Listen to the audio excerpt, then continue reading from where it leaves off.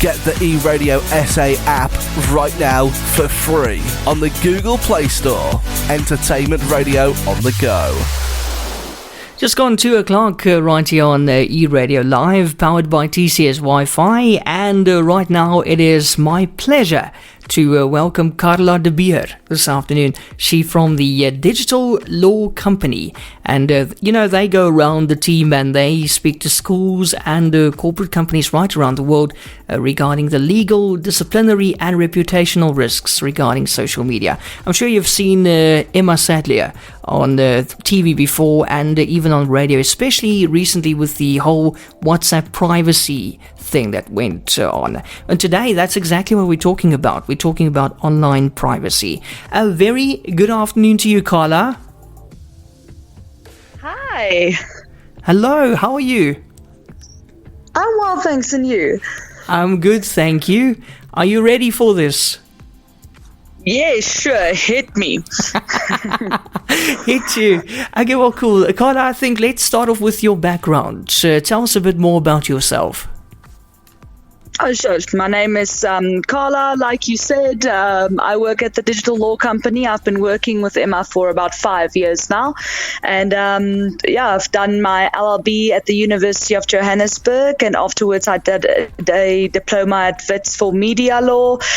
So we specialize in everything to do with social media, from sexting to cyberbullying to privacy harassment, and all the goods that go along with it. So, that's basically what we do for a living, and we go to schools and corporates. We talk to them about the social media do's and don'ts and how not to get in trouble.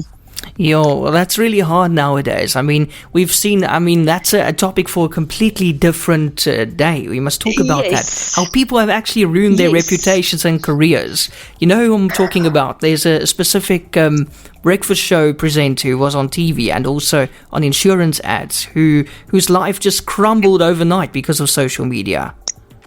And it happens so quickly. Sure.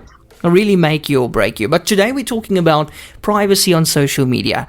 Now, Carla, does privacy still exist? I mean, if you're online and everywhere, how do you keep your private life just that, private? Well, you know what? It's really a difficult thing to do these days because we give so much of ourselves to other people, and sometimes it's not by choice. But privacy is not dead, and you get a lot of people that actually go around saying, "Oh, just get over it. Privacy is dead. There's nothing like that left." And we do have privacy. We all have a right to privacy as South Africans, Section 14 of the Constitution. But I would like to say that you're actually in control of your own privacy. And the person, to give you an example, the person who posts 2 times a day on 3 different platforms about his breakfast and dinner or lunch has less privacy than the person that posts once a week on Facebook, you know? Yeah. So you're really in control of your own privacy with regards to the stuff you do and where you go, what you do with your friends and family. But as all rights in SA, the right to privacy is also limited, and that's something that people need to understand as well. My right to freedom of speech is limited if it's going to infringe somebody else's privacy. And we all have the right to privacy, but if we consent for people to publish certain things, then we give up that privacy. So you must also be very wary of the fact of consenting to what people may publish. Stuff like your HIV status, your ID number, cell phone number, home address is a private thing. Any medical certificates that you might have or any diseases that you might have that other people don't know about. But if you give consent, that's the one defense to the infringement of privacy. But also, the other thing we must remember, if I'm doing something illegal, so let's say I'm sitting on my bed naked and somebody walks in and takes a photo of me. Obviously, they're infringing my privacy, right? Yeah. But if I sit on the bed and I'm busy doing heroin and somebody comes in and takes a photo of me busy doing drugs, then they don't infringe on my privacy because it's something illegal and it's also in the public interest. Yeah. And as soon as something becomes a public interest, then your privacy no longer exists and your privacy cannot be infringed any longer, because of, obviously, if there's mass public interest in something. Washing your dirty laundry on Facebook doesn't, you actually infringe somebody else's privacy. It's not public interest. If you have a boyfriend and he's a scumbag and you want to let the whole Facebook know that he's a scumbag, that is not, it's infringing his privacy still. It's not something that has mass public interest. So just be careful what you say, but as long as you give consent, then people may post your private stuff.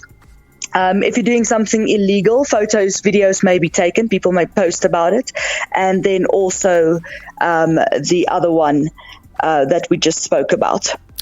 Now, you mentioned to me off air that today, with the kids going back to school, you're seeing all these photos online again of all the kids. And that's pretty concerning. It's one of the things that we cringe for, like the start of school. This year it was a bit later, but all the government schools are back today. So all public schools, everything is now in working order, the new normal.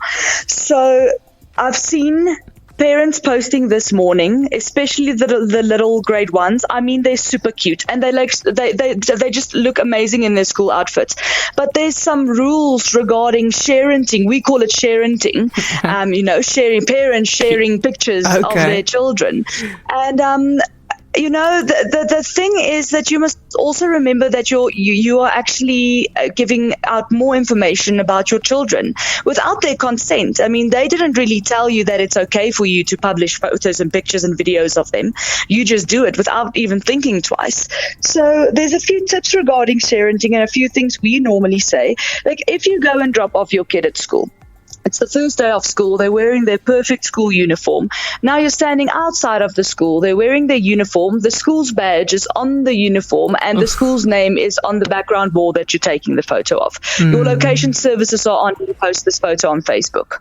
You can just, I don't even think I have to explain what are the chances of stuff happening, because you know exactly who the kid is. You know his identification because the mom or the dad obviously said little Frankie going to school for the first time. So we have the kid's name. We have a photo of him. We have his school clothes, school uniform. You quickly Google that, you get the school name. If the school name's on the wall behind you, that makes it much easier. And location services, where our location services are so accurate these days. You just click on them and they take you to exactly where you were standing when you took the photo, when you uploaded the image to social media. It's so scary. Very scary. We, as parents, we need to actually remember to not do these things. I mean, blur out the little school badge if you're going to take a photo, Don't make it so obvious. Make sure that your location settings are turned off. And don't post too much. Don't put too much of your child out there, especially if you haven't really asked them permission. And I feel as if children are old enough at the age that they actually understand what permission is and what yes and no and consent means, you must actually start doing that. And vice versa for your children. If they want to post pictures of you on social media, they need to come and ask you, Mommy, Daddy, is it okay if I post this picture on social media? I mean, we don't know what type of pictures they take behind our backs when we're not looking, and then you find yourself half naked on Facebook, posted by your child. And that's why we don't give children under 13 years old a smartphone, So, Sure, that's just a few tips for parents to keep in mind when dropping off your kids for the first day at their new school. Yeah, Carla, don't you think a better option would be, instead of putting it on Facebook, why don't you just put it on the family WhatsApp group, I completely agree with you. It's better than putting it on Facebook in a public platform. It's in the digital ether already. So if it's out there, it's out there. That's the other thing we'll talk about still. But I mean, it's like you need to think of pictures as tattoos. And if it's on your skin, it's on your skin. And it's going to take a lot of money and a lot of pain to remove it.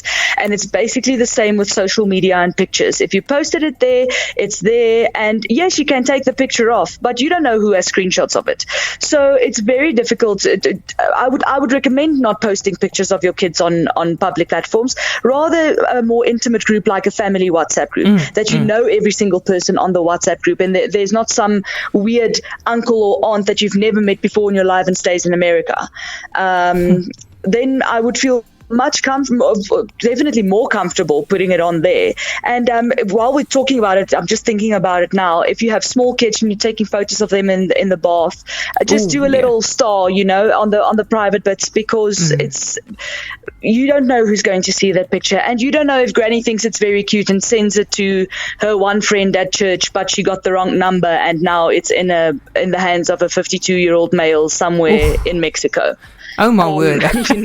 So it happens, and we need to be careful to who we send stuff, and we need to make double sure. If you're not going to put it on a huge billboard next to a very busy highway and you don't want thousands of people to see it, then don't post it anywhere on social media. I think that's the safest bet to take. If you don't want anybody to see it, don't post it. Yeah, always ask yourself that. I know about that billboard thing, and ask yourself, will I put it on a billboard next to a busy road? Because that's essentially what you're doing. Exactly. And I mean, that's our biggest test still to this day. If you won't want to see it on a billboard next to a highway, just don't post it on social media. Carla, let's talk about the apps, the mainstream ones, Instagram, TikTok and WhatsApp. How private are we on these apps? Dare I mention Tinder? Oh, yes. Okay. So let's talk about WhatsApp first. So I'm not going to, I don't want to get into the WhatsApp policy, the privacy policy changes. Emma made a brilliant video that's on our Facebook page, the Digital Law Co. That if somebody wants to go and watch it, you're more than welcome to. All the information you need is on that video. But basically, it's not Facebook's not going to read your WhatsApps. That's the most important part. So it's not like they're going to use all your personal messages to advertise to other companies. So that's something very important to remember. But if you have any questions, I'm sure Emma will be able to answer them in that video. What I want to say about the privacy settings in WhatsApp is the thing about these apps, especially TikTok, Instagram, Tinder, everything. If you download the app, as soon as you download it, it's default settings, and default settings for all these apps are public. So your profile will be public, and it's your job in life to go to each of these profiles that you have, and you actually have to go and make them private, because that's what they want. They want it to be more public. The more public it is, the better ads they get. So making it more private is key. WhatsApp, if you go to your privacy settings, make sure that you have a profile picture, that your profile picture can only be seen by your contacts on WhatsApp. So if I don't have your number, but you have mine, then you can see I can see your profile picture, but you can't see mine. Mine will just be the blank little canvas on top, so you won't be able to see anything. That's very important to have, because I mean, how many times do you actually just save a number on your phone, but you don't know the person, you just quickly saved it, and you never contact that person again, but they can actually see your WhatsApp profile pictures. Status updates as well. Be careful with the status updates. I mean, that's one of the things that Facebook will now be using with the new WhatsApp policy, stuff like your status updates, to actually see whether or not you're interested in some product that they can obviously sell to you. So just to watch your status updates. I personally don't. I've never updated my WhatsApp status. So that's something to look out for. And then I think the other thing on WhatsApp is, if you meet somebody online on Tinder or whatever and you exchange numbers, just don't get into the nudes. That's also a whole talk on itself. But don't send private photos on WhatsApp and chat to people that you really don't know. And if you haven't met them in person, at least have a video call with that person to actually see that it is what they're claiming to be. So that's another thing that's very important. If you look at Instagram, the age restriction of Instagram and TikTok is 13. So actually, children under the age, I know many children that have those apps that are under the age of 13. Yep, same here. But I mean, and they can get into trouble because they're not allowed to be on it. That's why there's age restrictions on certain stuff. But as soon as you download Instagram, it's also very public. You have to go and make everything private. There's a guy in New York, his name was Richard Prince. What he did was he followed people that were all that had public accounts, and he took screenshots of very cool pictures that they uploaded, and he cropped them, and then he blew them up like 6 feet tall, and he hung them in his gallery. He sold those pictures for thousands and thousands of US dollars, and the people whose photos it was came to him afterwards and said, you know what, that's very nice that you sold them, but can we have the royalties now, because it's actually my picture. And he turned around and he said, no, but if you go and read Instagram's terms and conditions, it says there that as soon as you have Instagram and you have a public profile, then the people who follow you can do with your pictures whatever they want. They don't have to ask your permission, and they certainly, most definitely, don't have to pay you for it. So, and these terms and conditions change every single day. So we can't keep up with it because they change so frequently. So just make sure that when you have any profiles, make sure that it is as private as possible. And another thing that, I'm just thinking of all these things now. And another thing we have on Instagram, even on Facebook, but the hashtag. Be careful what you hashtag as well, because if you have, and Instagram also changes the rule about this every single day, twice a day even. And if you hashtag something, just be sure that you don't hashtag weird stuff. And as soon as you hashtag a word, then you don't have privacy anymore on that photo, because if I go search that hashtag, will come up. You tagged it under, the photo will come up. Doesn't matter if you have a private account or not. So be very careful using hashtags. Also a very scary thing, actually, if you go and look at it, and you would be amazed at what people hashtag. So that's the other one. And then TikTok is also, TikTok is growing. It's the fastest growing app at the moment. It's scary how TikTok has become famous. And but the great thing is now, because we have had videos where children got into trouble on TikTok like you won't believe, and it's all young kids, because it's fun and you can dance and do duets and everything is just amazing, but you can also get into so much trouble. TikTok, make sure that you put on your privacy settings. This actually, it's for every single social media platform that you might have. Every profile that you have, make sure that you turn on the privacy settings as high as possible.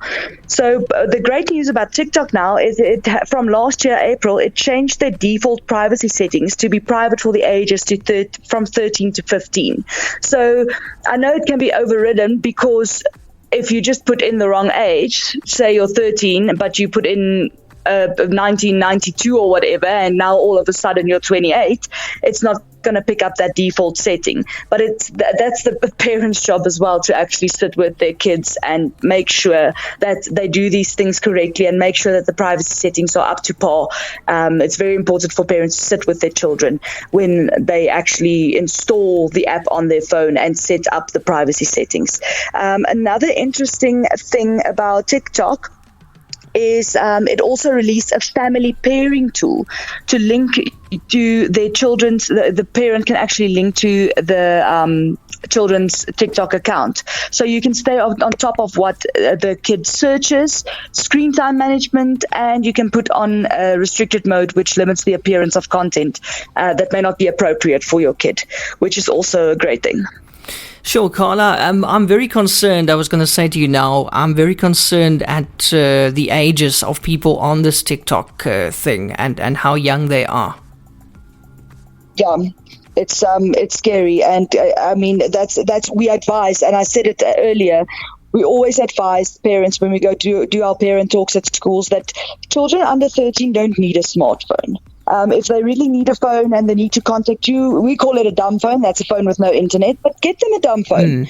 Get them a phone that can send an SMS or you can at least call, because that's all they need it for. Children don't need phones at that age, and they literally don't have and physically they don't have the capacity to deal with these types of things. Your frontal lobe is your decision-making lobe, and this only stops developing at the age of 25. Now we hand a kid of 10 a phone, and we expect them not to get in trouble with it. But it's physically not possible for them to understand the dangers of social media and the internet. So we need to keep that in mind as well. And we need to talk to our children and educate them about the dangers of social media, stranger danger, sending nudes, catfishing, cyberbullying. It's all stuff, and it happens. We see it every single day. Sure. Carla, that was so interesting. And, it's clear to me that we still have a lot to talk about. And we're going to do that in the coming weeks. On a Monday at 2 o'clock right here on eRadio. You are, of course, from the Digital Law Company. Can we find you on social media? Yeah, sure. You can find our Facebook page, The Digital Law Co. by Emma Sadler, and then we have an Instagram page as well.